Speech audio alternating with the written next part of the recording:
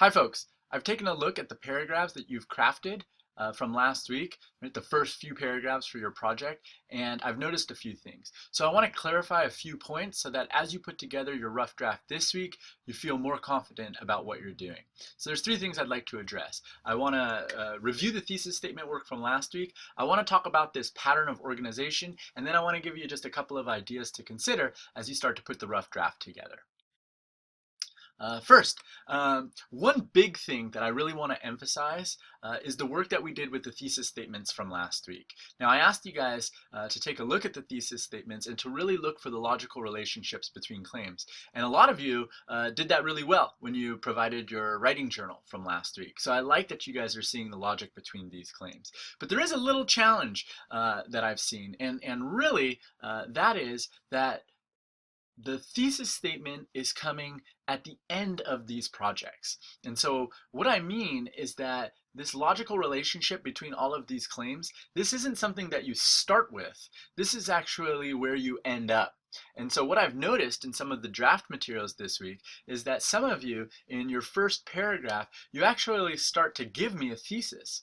And the challenge there is that when you give me a thesis, it's as if you're thinking of your argument in advance of doing any of the research. And that's not really what the aim of this project is. Instead, I'm interested in you guys starting with an idea, maybe one claim, and then I'm interested in you researching and then asking questions about the research that you come across. And so if we look at these thesis statements from last week, we look at these ideas that from previous students' projects, these thesis statements are the final product, the last paragraph, so to speak, of what the student produced. And they got to these complicated thesis statements by asking questions and researching, and then applying the research, and then asking a question, and then researching and applying the research. So as you move into your project, I want you to be careful just giving me like a generic 3-point thesis at the end of an introduction, because that's not the angle of the research that we're doing here.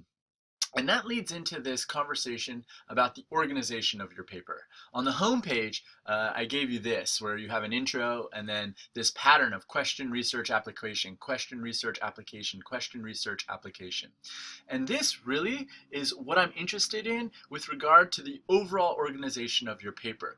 If you think about the assignment that I shared last week and that you guys took a look at, that's how this assignment is organized. And so what you can see here, and you can see that it's highlighted and I actually annotated it, is that as the student moves through the assignment, the student asks a question and then rather than giving me the claim, the student gives me the results of the research that she has done.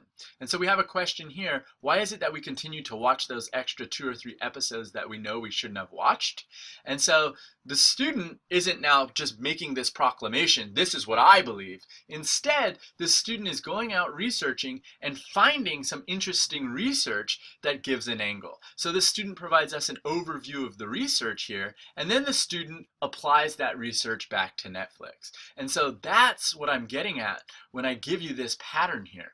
The student asks a question, that question then leads to the research, and then the student applies the ideas from the research. All too often in the paragraphs that I saw from last week's writing journal, students were actually giving me their claims and then starting to build an argument.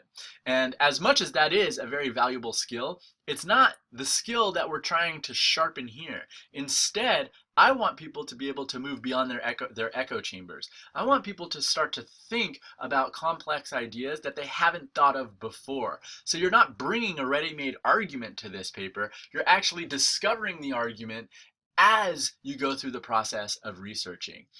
In a sense, it's almost a snapshot of how you arrive at ideas. It's not that you start with them, it's that you get there. And so I'm asking everybody to go back and review the comments that I've provided on last week's writing journal and think about how you're organizing your paper. Now, when you think about the specific questions, remember that you have a multitude of different directions that you can go. Right? You guys can think about the cause, or you can think about the effect. You can think about whether or not the situation that you're currently talking about empowers certain groups or disempowers certain groups. And so the hope is that when you come upon a piece of research and you're reading it, you're putting together ideas And it's also giving you new avenues to explore, new directions to potentially research. And so keep that in mind.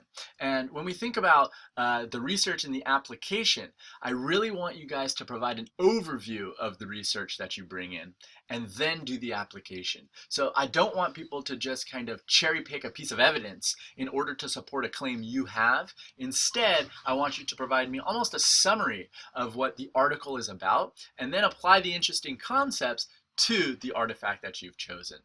I hope that that makes sense. And then finally, here are a few ideas to consider as you put your draft together. Number one, consider using the database when you do research. I know that you can use Google, but you can easily go to the library, and when you go to our library homepage, you can click on research and you can choose the databases. And if you use these databases, I suggest that you use the general or the all topics databases, Academic Search Premier, JSTOR, etc., because all the information you're going to find from these databases is going to be credible, right? And these databases tend to provide some more academic, more complex arguments that you can use. So point number one, think about using those databases.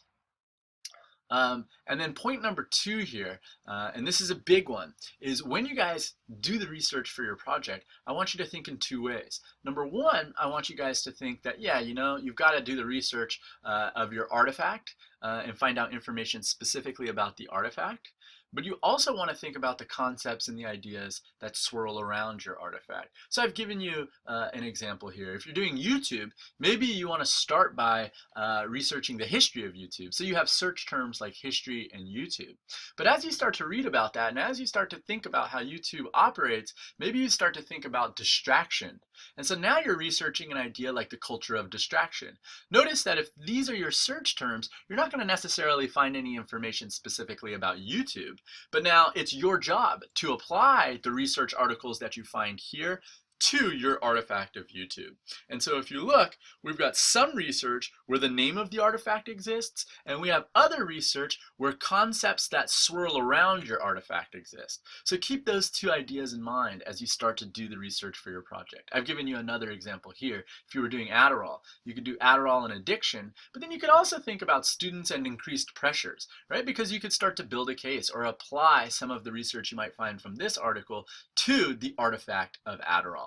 And so please, as you get into the researching for this assignment, make sure that you're giving yourself time and space to research not just the artifact, but also some of those agendas, some of those concepts, some of those values that start to swirl around it. I hope that that makes sense.